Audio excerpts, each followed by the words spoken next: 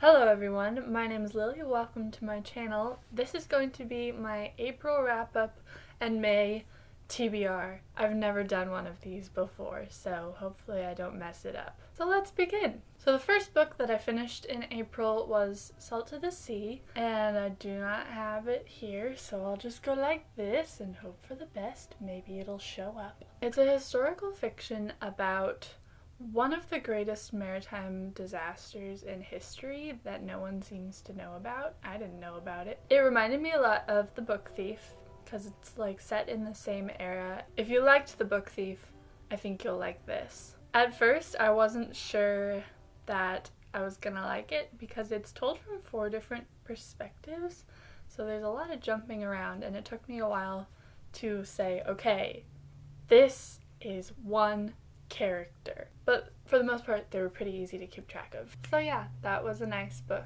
It's very beautiful and also kind of sad, so prepare yourself. The second book that I finished in April was Harry Potter and the Cursed Child, which I have right here. I don't remember when this came out. It's been a while. I was excited at first, and then all these negative reviews started circling around, and I was like, can it really be that bad? And I can see where people may have been disappointed. If you're hoping for this to be the 8th installment in Harry Potter, it's not that. What it is a play, so it's not your usual book. This is a lot more cheesy. There were many times where I just pictured in my head like someone doing that little drum thing, the ba-doom-ts, because the jokes were just so corny sometimes. And there were really blatant references to the other books. Like, hey, remember, you're Harry Potter, the boy who lived? And Harry Potter's like, oh, don't get me started. There was a lot of that.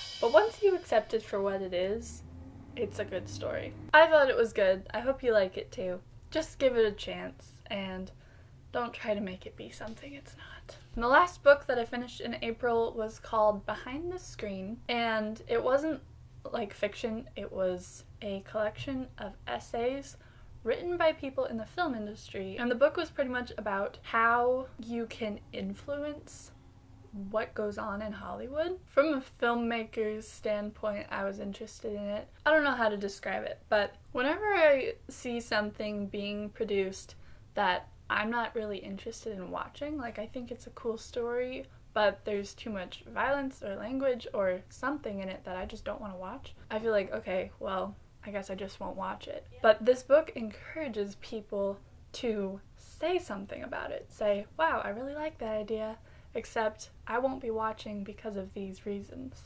Because I'm the audience. We're the audience. Hollywood wants to put out things that people will watch. So if I'm not watching, but I'm also not saying anything, then it's like I don't exist.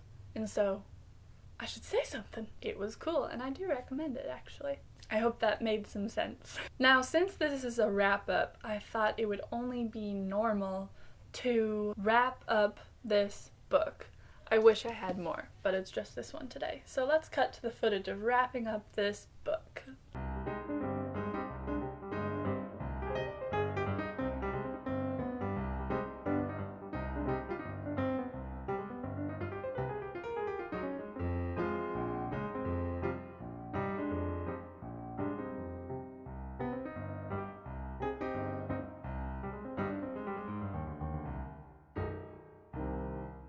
Wow, wasn't that fun? Now let's go on to the next normal thing, my May TBR. TBR stands for To Be Read, I think. No one has ever actually said that, this is just a guess. In May, I'm planning to finish For Whom the Bell Tolls by Ernest Hemingway. I'm like 8 pages in right now, so it's gonna take a while. It's one of those books where like the pages are really thin and stuff, and the letters are really small and the pages are really big, so it's just kind of a grand undertaking. But I think I'll be able to finish it. That's my goal. I'm also really hoping to read the last Fable Haven book. The only reason why I've put it off is because I want to film a predictions video before I read it, and I have this big idea for a predictions video that I'm working on, and it'll be here soon. So keep an eye out for that because it's gonna be good. I also have this book on my shelf, which is even worse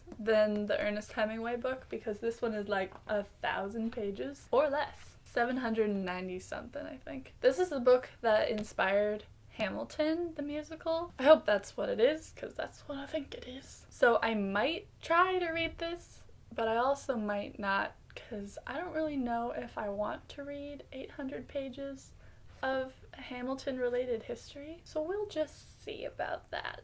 And another option I have this May is to read Into the Land of the Unicorns.